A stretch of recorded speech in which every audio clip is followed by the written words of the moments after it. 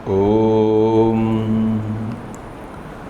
सहना भवतु सहनौ भुनक्तु सह वीर्यङ्करवावहै तेजस्विनावधीतमस्तु मा विद्विषावहै। ॐ शान्ति शान्ति शान्तिः।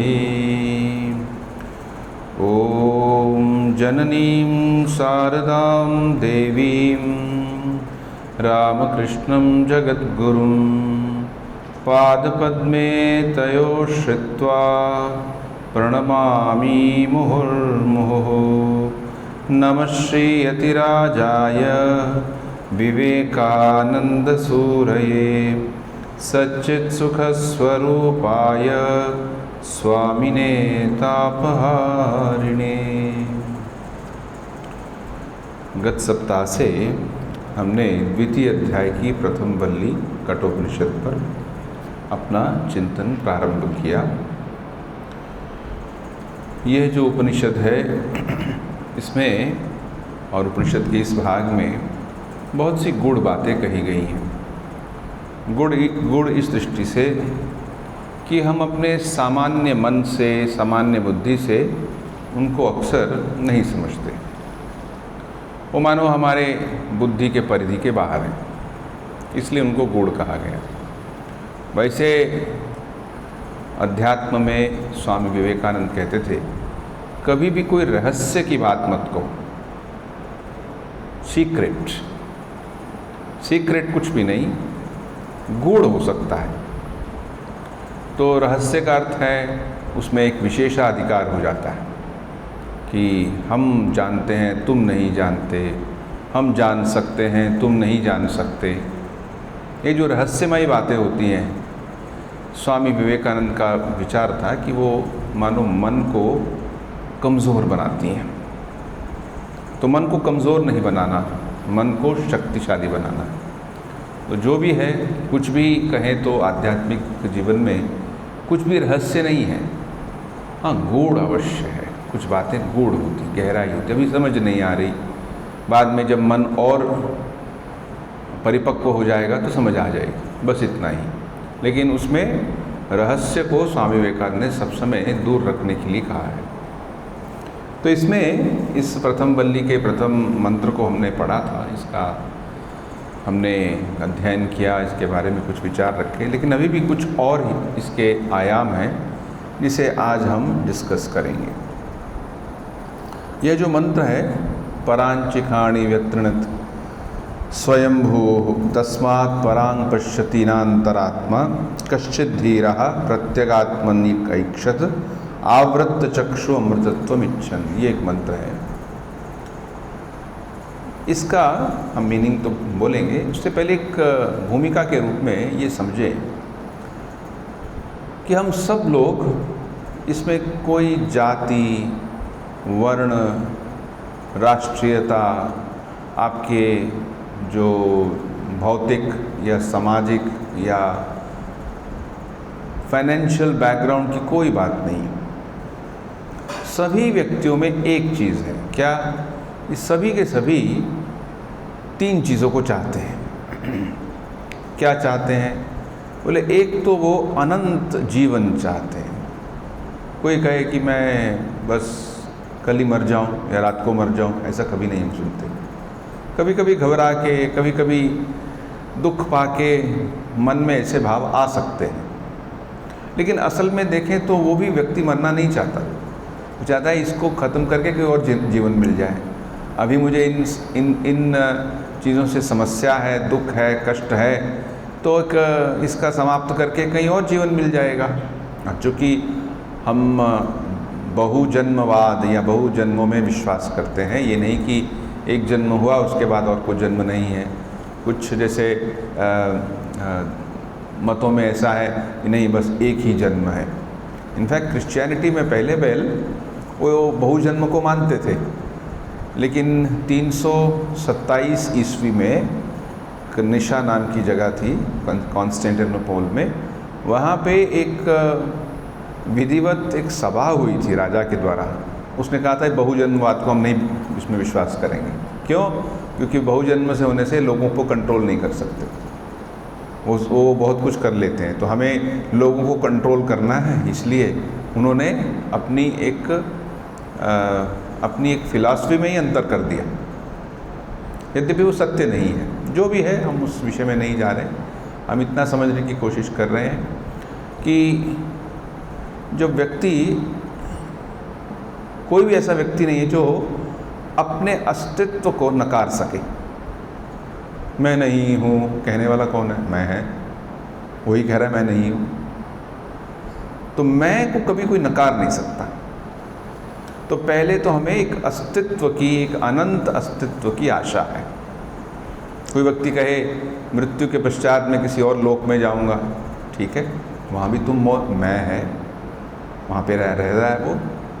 तो कभी भी हम ऐसा नहीं सोच सकते कि मैं नहीं हूँ।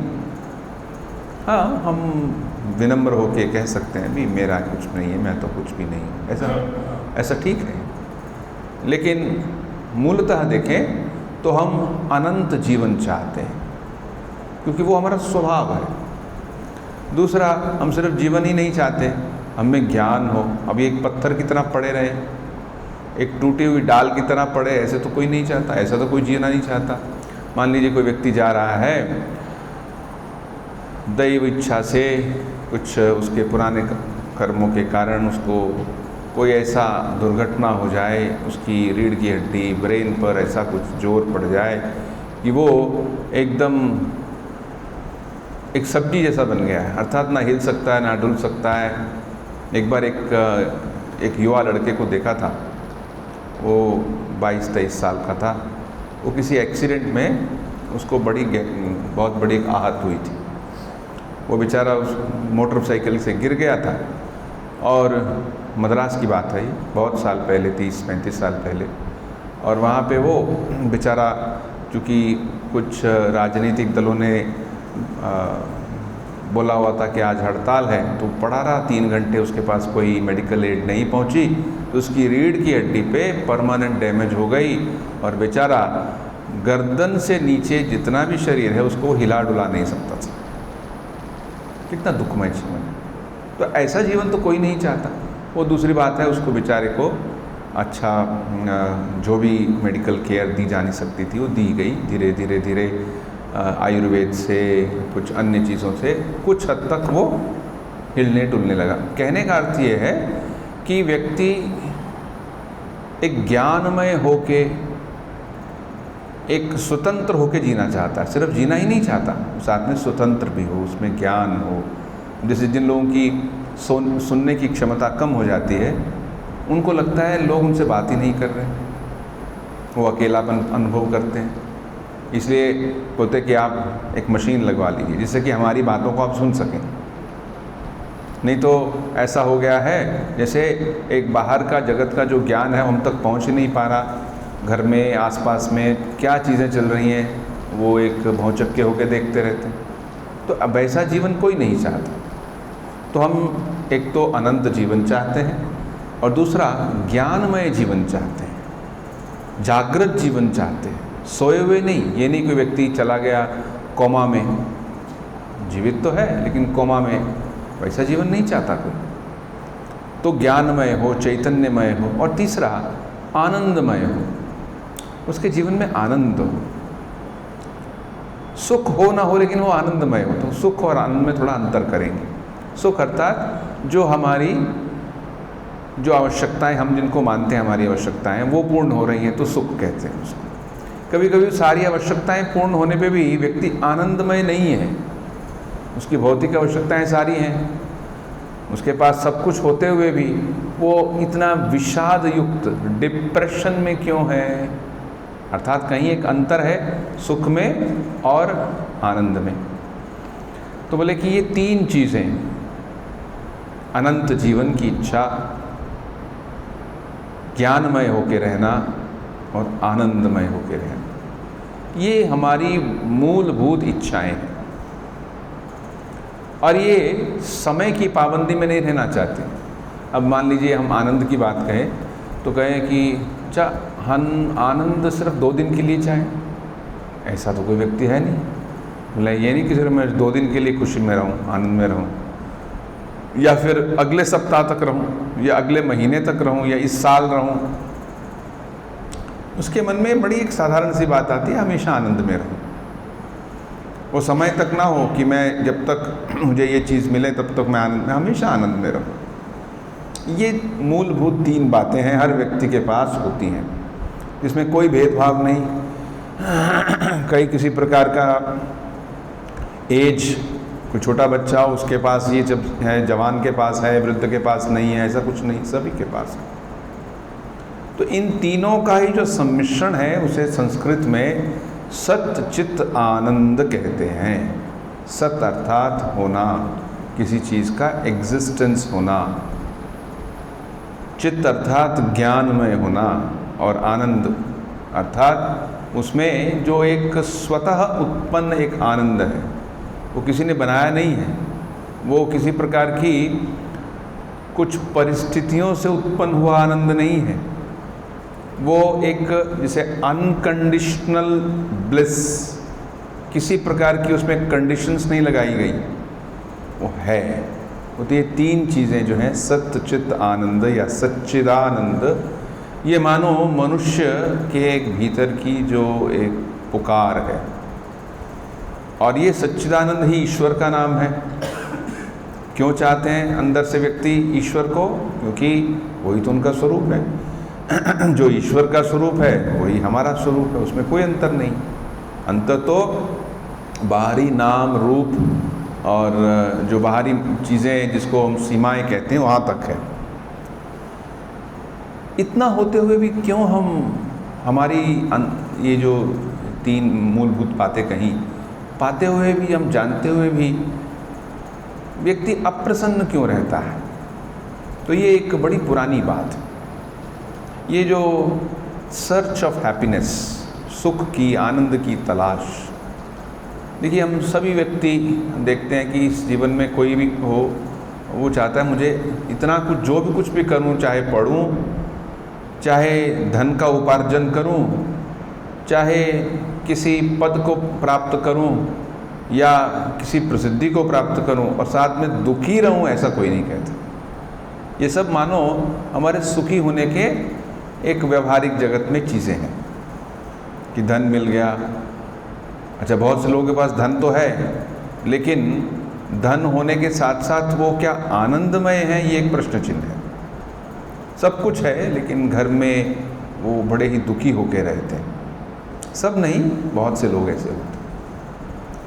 तो कारण क्या है? इसी को समझते हुए उपनिषद के ऋषि कहते हैं, क्योंकि हमारा मन बहिर्मुख है, वो अंतर्मुख नहीं है। बहिर्मुख कहा कि तस्मात् परांग पश्यति न अंतरात्मा, बाहर तो देखता है, अंदर नहीं देखता। और क्यों बाहर देखता है? क्योंकि इंद्रियां हैं। अब जैसे मान लीजिए एक व्यक्ति हो, एक मनुष्य का आकार हो, स्त्री पुरुष जो भी है, और उसकी आंखें ना हो, कान ना हो, उसके पास एक नाक के नाम पे एक छोटा सा छेद हो, उसकी जो स्किन है वो खराब हो, तो क्या बोले वो तो ये तो पूरे जगत को समझ ही नहीं पा रहा। तो बोले पहले तो हमारे पास स्वस्थ इंद्रियां हों। अब ये जो इंद्रियां हैं, ये इनको इंद्रियों का संयोग किसी चीज़ से होता है तभी हमको अनुभव होता है। जैसे आँखों का संयोग किससे होता है? जो सामने सीन, दृश्य दिखाई दे रहा है। ये जो दृश्य है यही आँखों का विषय है। विषय अर्थात ये उस एरिया में ऑपरेट करती हैं। आँखें और जिस चीज़ में नहीं ऑपरेट करती। अब आँखें सुनती थोड़ी हैं, आँखें चखती भी नहीं हैं, आँखें सिर्फ देखती हैं। और आँखों का जो उसका क्षेत्र होता है बहुत बड़ा होता है। और जैसे कान है, कान सुनते हैं, कान देखते नहीं हैं। कानों का जो क्षेत्र है वो सिर्फ ध्वनि है, ध्वनि को ग्रहण करना और उसके द्वारा अपने मस्तिष्क में कुछ विचारों को लेके जाना। ध्वनि तो बहुत तरह की होती है। पक्षी की ध्वनि है, एक साइकिल की ध्वनि है, फिर हवाई जहाज की ध्वनि है, गाने की ध्वनि है, किसी इंस्ट्रूमेंट की ध्वनि है, एक मशीन की ध्वनि है। जैसे किसी का घर हो, पास में कोई मशीन चलती हो तो खट खट खट खट खट खट खट खट 10 घंटे से आवाज़ आती रहती है उसको, वो भी एक ध्वनि है। तो शब्द जिसको कहते हैं, शब्द जो है वो कर्णेंद्रिय का विषय है, और ये सारे विषय मिल के हमको जगत का एक रूप दिखाते हैं। आँखें कुछ दिखाती हैं, कान कुछ बताते हैं, हम कुछ सूंघते हैं उससे कुछ पता चलता है, स्पर्श से पता चलता है इत्यादि। बोले ये जो बाहर के अनुभव होते हैं, ये अनुभव 2 प्रकार के होते हैं। इनमें कुछ तो हमें अच्छे लगते हैं, कुछ हमें अच्छे नहीं लगते। कुछ में तो हमें एक प्रकार की सुख का अनुभव होता है, और हर व्यक्ति का अपना अपना होता है। किसी को खाने में उसको एक विशेष प्रकार का व्यंजन ही चाहिए, अगर वो नहीं मिलता तो बाकी चीज़ें उसे पसंद नहीं आती। और किसी को जो चीज़ दूसरे को बहुत पसंद आती है, इसको बहुत अच्छी लगती है, अच्छी नहीं लगती है, ऐसा भी हो सकता है। हम कभी सोच भी नहीं सकते जिन चीज़ों को लोग खाते हैं, कोई एक ट्राइबल एरिया में, हम उनको सोच भी नहीं सकते कि हम उसको खा देंगे।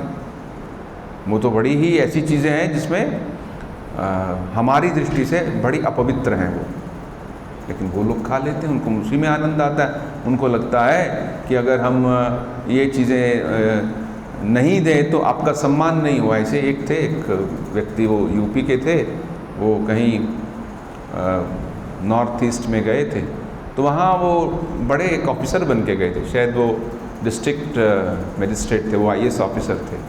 तो उनके सम्मान में जो भोजन दिया गया, उसको देख के वो घबरा गए, उनको वहाँ से रिज़ाइन दे के चले गए। वो इतना वो बेकार चीज़ थी उनके लिए। तो प्रश्न है कि हर चीज़ में कुछ अच्छी चीज़ें होती हैं, कुछ बुरी चीज़ें होती हैं। इसको राग और द्वेष कहते हैं। सुखानुशयी रागः, दुखानुशयी द्वेषः, पतंजलि भगवान की ये डेफिनेशन कि सुख और सारा जो है राग और द्वेष से भरा हुआ है। राग और द्वेष कहाँ से उत्पन्न हो रहे हैं? बोले इंद्रियों के अनुभव से। इंद्रियों में कुछ चीज़ें अच्छी लगती हैं, कुछ चीज़ें नहीं अच्छी लगती हैं, और उनसे फिर जो अनुभव होते हैं, फिर अनुभवों से फिर उनकी स्मृतियाँ बनती हैं, अनुभवों की स्मृतियाँ बनती हैं। हाँ, मैंने वो आइसक्रीम खाई थी, बहुत अच्छी थी, वो आइसक्रीम खाई थी, बेकार थी। अच्छे और बुरे के 2 अनुभव उत्पन्न होते हैं। ये अनुभव मुझे दोबारा होना चाहिए, ये अनुभव मुझे नहीं चाहिए, ये भी एक होता है। इन दोनों अनुभवों के साथ साथ हमारे कल्पित एक अहंकार का जगत भी होता है, कल्पित अहंकार का। उसे लगता है अगर मेरे पास ये अमुक वाहन हो, जो भी उसका नाम हो, चाहे रोल्स रॉयस हो या और कुछ हो, अगर वो हो तो मैं बहुत सुखी हूँ, ये उसके मन में आ जाता है। असल में क्या वो सुखी है? कितने लोगों के पास तो अपने पैर ही नहीं हैं, वो भी सुखी हैं, वो भी आनंद में हैं। उन्होंने कुछ और रास्ता खोज लिया अपने आप को आनंद करने। कार की तो बात ही छोड़िए, उनके पास पैर भी नहीं है, किसी कारण से पैर कट गए। तो ये जो सुख है, आनंद है, क्या मूलभूत में किसी एक वस्तु में ही है? और जैसे एक महिला थी, वो अमेरिका में बहुत साल पहले 80s में शायद उनका निधन हुआ। वो लगभग 35-40 साल छोटी उम्र से ही उनका मन थोड़ा अंतर्मुखी था, और बाद में उन्होंने निश्चय किया कि मैं पूरे अमेरिका में, जैसे भारत में हमारे यहाँ परिव्राजक साधु होते हैं, अभी थोड़े कम हैं फिर भी हैं, मतलब घुमक्कड़ साधु, परिव्राजक एक शुद्ध संस्कृत भाषा में हो गया, घुमक्कड़ साधु अभी विभिन्न कारणों से उनकी संख्या कम है। तो बोले ऐसे ही मैं अपना जीवन जीऊँगी। तो वो अपना, उन्होंने जो पोशाक पहनी थी, उसी पोशाक में वो 35 साल वो चली रही, हज़ारों किलोमीटर चली। और उनका जब वो फट जाता था नया, उनके पास कहीं ना कोई दे देता था। कोई एक बैग भी नहीं रखा, बीमार भी नहीं पड़ती थी वो। अच्छा, उनके जीवन की बहुत सी, उनका नाम था पीस पिलग्रिम। अपना नाम वो जो जैसे भारतीय सनातन परंपरा में साधु लोगों का उनका पूर्वाश्रम नहीं पूछा जाता। ये नहीं पूछता आप कहाँ के रहने वाले हैं, आपकी मातृभाषा क्या है, इत्यादि इत्यादि। उनसे वो जीवन को छोड़ के वो नए जीवन में, जिसको संन्यास का जीवन है, उसमें है। इसलिए वो मानो एक, जैसे एक शिशु होता है, एक शिशु का पुनर्जन्म होता है। जब संन्यास होता है तो मानो एक पुनर्जन्म हो गया, उसका एक नया जन्म प्रारंभ हो गया। सद्यो जातम प्रपद्यामी सद्यो जाताय वै नमो नमः, ये ऋग्वेद में आता है। अर्थात सद्यो मतलब आज, सद्यो जातम प्रपद्यामी, मैं उस भगवान शिव की शरण में जाता हूँ जो मानो आज ही उत्पन्न हुए, अर्थात ऐसे वो निर्मल चित्त वाले हैं। तो वही सन्यासियों के आदर्श माने जाते हैं, सद्यो जातम प्रपद्यामी। तो बोले कि वो भी ऐसे ही अपने जीवन में, यद्यपि उन्हें सनातन धर्म के विषय में कुछ ऐसा विधिवत रूप से कुछ ज्ञात नहीं था, लेकिन वो जो मूल तत्व है उसको समझती थी। तो बहुत सी उनके पास समस्याएं आती थी। कभी कभी लोग आते थे उनसे, कभी रेडियो पे भी बोलती थी वहाँ पे, या स्कूलों में भी बोलती थी। कुछ उनके वीडियोस हैं, यूट्यूब में हैं, छोटे से कद की थी, पीसफुली कोई। तो उनकी एक, उन्होंने कोई विधिवत किताब नहीं लिखी, लेकिन उनकी टीचिंग्स को लेके बाद में एक किताब बनी थी। तो उनमें एक सुंदर घटना है। अब जीवन की समस्याओं की बात कर रहे हैं, तो एक महिला उनके पास आती हैं, कहती हैं मैं बहुत दुखी हूँ। बोले क्या कारण है? कहती मेरे जीवन में आनंद नहीं है, यद्यपि मैं मेरे पास काम बहुत करती हूँ। अच्छा क्या करती हो? तो ये मुझे काम करना है। तो इतने के लिए तुम्हें क्यों इतना काम करना पड़ता है?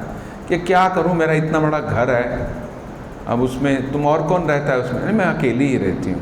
अच्छा, और फिर मैं साथ में और क्या क्या है वहाँ पे? बोले वहाँ पे 6 कमरे हैं या 5 कमरे हैं, तो वहाँ पे मुझे उसको मेंटेन करने के लिए एक आया को भी रखना पड़ता है, झाड़ू पोंछा करना पड़ता है। अच्छा, तो उन्होंने उत्तर दिया तुम इतना जो हार्ड वर्क कर रही हो वो अपने फर्नीचर को मेंटेन करने के लिए कर रही हो। सोचो इसके विषय में, क्या ये आवश्यक है? तुम्हें जितना चाहिए उतने में जाओ। अब ये कुर्सी चेयर के लिए इतना हार्ड वर्क करने की क्या आवश्यकता है? तो ये देखने का एक तरीका है। तो ये मानो अंतर्मुखीन होके विचारों को समझना, क्या मेरे इसको मैं दुख मान रहा हूँ कि सचमुच वो दुख है, या मैंने सोच लिया है वो दुख है? तो हमारी इंद्रियों के अनुभव के साथ, राग द्वेष के साथ ये अहंकार का जगत भी जुड़ा होता है। अब एक लड़का था, उसको किसी साधु से मिलना था, वो नहीं आया। तो उन्होंने पूछा अरे तुमने अपना वचन दिया था तुम इतने समय पे आओगे, तुम नहीं आए, ये तो मिथ्या कथन हो गया।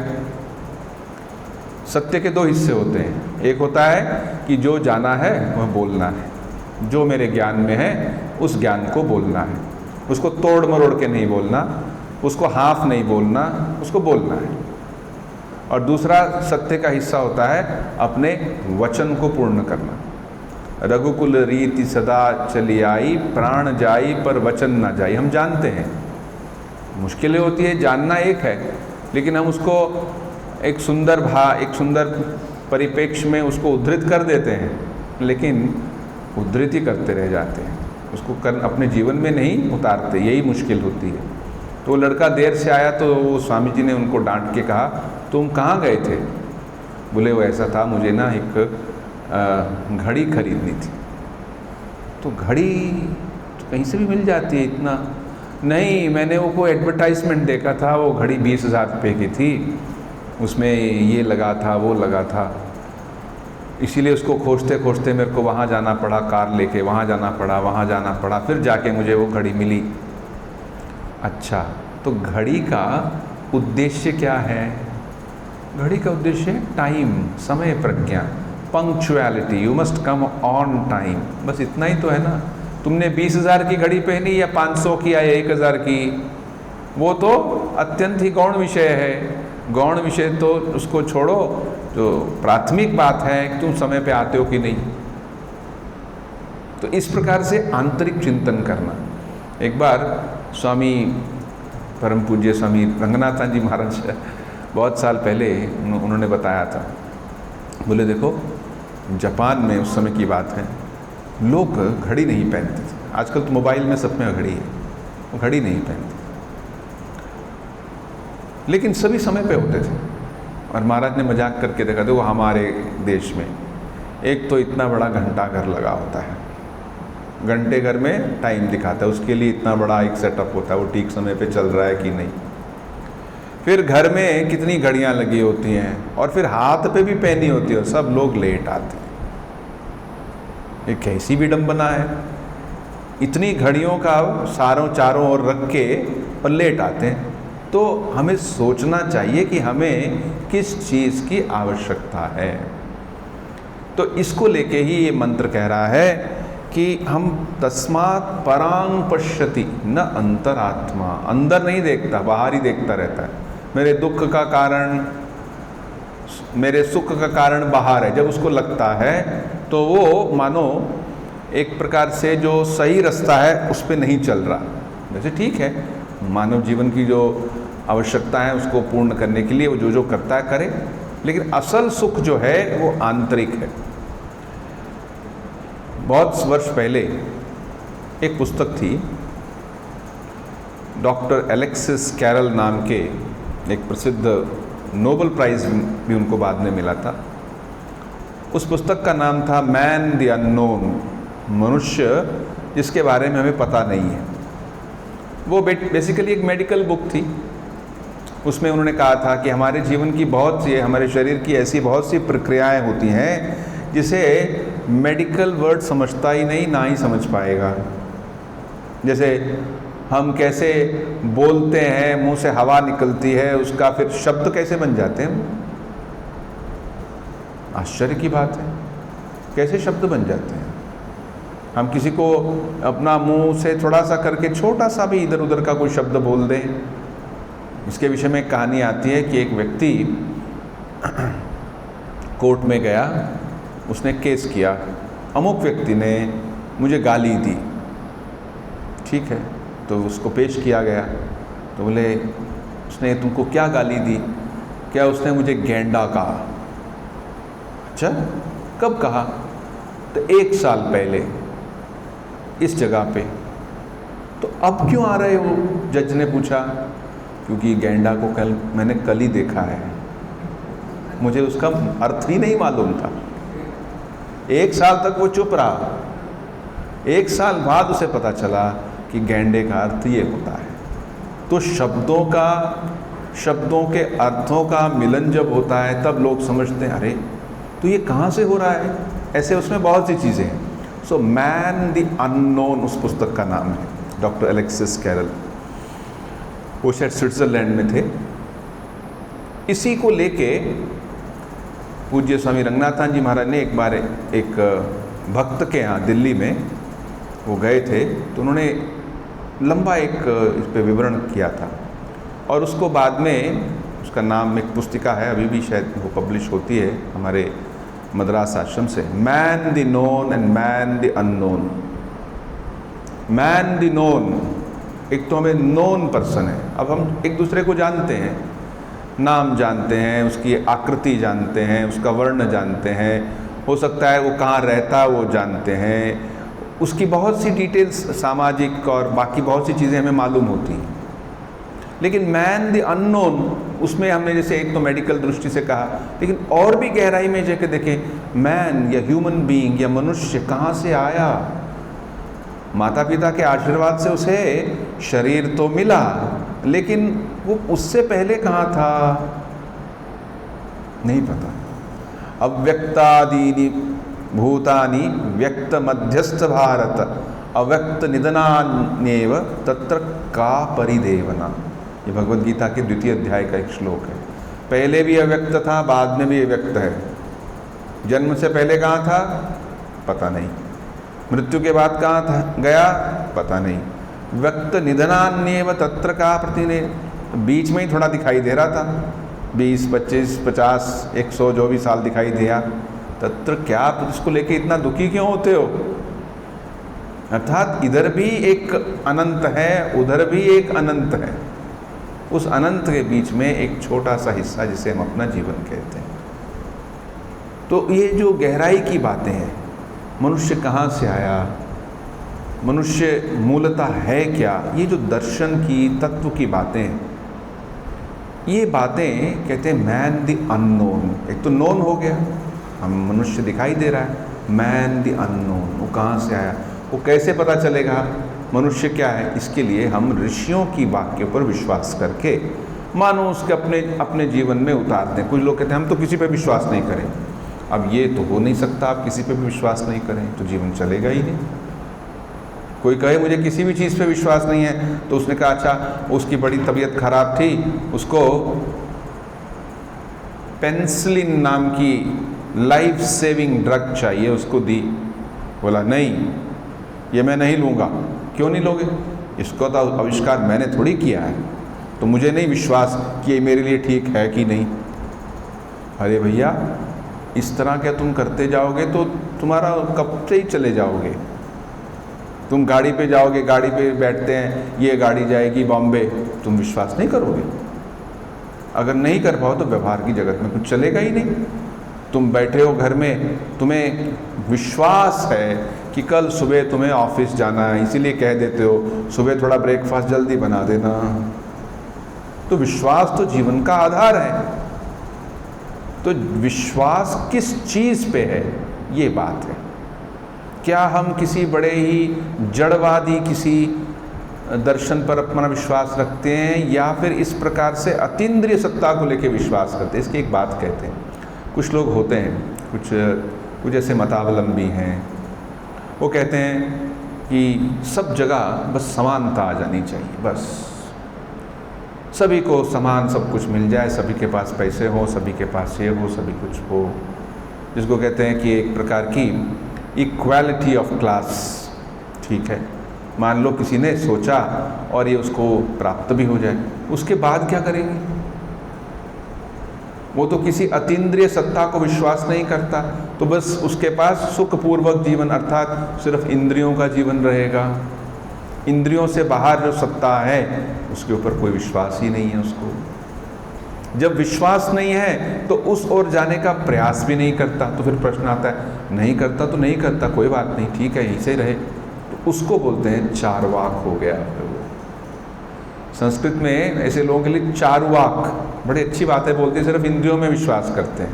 तो ऐसे लोग तो एकदम, उनमें किसी प्रकार की नैतिकता, किसी प्रकार का मॉरल स्टैंडर्ड भी नहीं रहेगा। फिर जो बड़ों के लिए जो कोई व्यक्ति वृद्ध हो जाए तो उसकी हमें रक्षा, उसका आदर करना चाहिए, ये तो इंद्रियों के भोग में कहाँ लिखा है? ये तो हमारी संस्कृति में, चूँकि सभी के अंदर वो जीव बैठा है, ईश्वर बैठा है, ऐसा मन करके शरीर वृद्ध हो गया, लेकिन ईश्वर तो है ना, इस विचार को लेके संस्कृति बनी है। तो ये जो गहराई की बातें हैं, ये हमें बताते हैं हमारे ऋषि। तो मान लो कोई व्यक्ति पीएचडी करता है।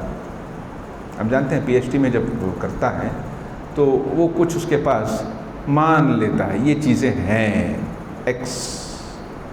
जब तक वो नहीं मानता, मानो साइंस में पीएचडी करता है, उसके पास एक हिपोथेसिस होता है, हाँ ऐसा है। अगर वो नहीं मानता, नहीं करता, तो वो किसी प्रकार का प्रयोग कर ही नहीं सकता।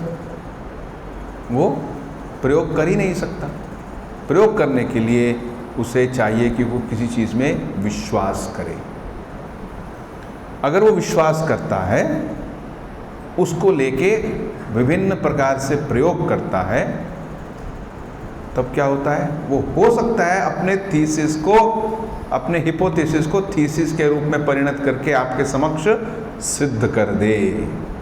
तो ये से ही हम व्यक्ति में जब कहते हैं कि आप विश्वास कीजिए कि आपके अंदर ईश्वर हैं और ईश्वर हैं, तो ये मानो एक प्रकार का हिपोथेसिस लिया, इस पे लेके चलिए। इसी को कहते हैं कि व्यक्ति साधक बन गया है। वो सिर्फ एक बिलीवर नहीं है, वो एक प्रैक्टिशनर है। बिलीवर मतलब हाँ ठीक है, बहुत पढ़ा है मैंने, बहुत कुछ जानता हूँ, लेकिन व्यवहार में कुछ नहीं करता। ना कभी सुबह उठ के भगवान का स्मरण करता है, ना ही वो सत्य बोलता है, ना ही वो निस्वार्थ भाव से दूसरों की सेवा करने का प्रयास करता है, कुछ नहीं, बस जानता है। वो बिलीवर है, बहुत कुछ जानता है, बहुत किताबें पढ़ी हुई हैं, मैंने ये पढ़ा है, मैंने वो पढ़ा है, उसके पास अच्छी लिस्ट है। एक उपनिषद में आता है कि वो आके नारद के पास नारद जो है सनत कुमार के पास जाके कहते हैं, वो एक नारदिक जो कैरेक्टर उसमें आता है कि मैंने बहुत पढ़ा है लेकिन मेरे मन में शांति नहीं है। तब वो उसके कहते हमने क्या क्या पढ़ा है, तो पूरी लिस्ट बताते हैं। ऋग्यजुः सामवेद अथर्वः इति ज्योतिषा व्याकरण निरुक्तम इति, बहुत कुछ पढ़ता है, वो पूरा लिस्ट देते हैं। तो कहते हैं लेकिन प्रभो मैं तो सिर्फ शब्दों को जानता हूँ, मेरे पास ज्ञान नहीं है। ज्ञान जब होगा तब मन की शांति होगी। तो जब व्यक्ति में इस प्रकार से एक गहरा विश्वास उत्पन्न होता है, तब वो क्या करता है, कश्चित् धीरः प्रत्यगात्मैन ऐक्षत, तब वो अंदर में बैठा हुआ जो ईश्वर है, जो सत्यता है, जो चैतन्य है, उसको वो प्राप्त करने के लिए, उसका अनुभव करने के लिए प्रयास करता है। अच्छा, उसको प्राप्त क्यों करना है? ईश्वर का अनुभव जीवन का लक्ष्य श्री रामकृष्ण देव कहते हैं, वो हमारे जीवन का लक्ष्य है। तो क्यों करना है? क्योंकि भगवद गीता में एक श्लोक आता है, उसमें ईश्वर कहते हैं कि जो मेरा सतत चिंतन करके अपना आत्म संयम करके रहता है, तेषाम शाश्वतीम शांतिम मृच्छति, वो मेरा जब वो प्राप्त करता है, मेरे को प्राप्त करता है, शाश्वती शांतिम मृच्छति, वो शांति को प्राप्त करता है। श्री माँ शारदा देवी कहती थी शांति ही मुख्य वस्तु है बेटा, शांति। देखिए सब कुछ होने के बीच बाद में अगर जीवन में शांति नहीं है तो उन सब लेने का क्या फ़ायदा हुआ? ये बात लेके इसके बारे में और कुछ बातें हैं, अगली बार उसका चिंतन करेंगे। ओम शांति शांति शांति। हरि ओम तत्सत्। श्री राम कृष्णार्पणमस्तु। जैसा कि कहा गया, कल से मतलब हर सोमवार को, अगले 3-4 सोमवार को आरती से आधा घंटा पहले जो लोग आ सकते हैं आइए, सम्मिलित हुई, भगवान शिव पर कुछ स्तोत्र पाठ इत्यादि हो।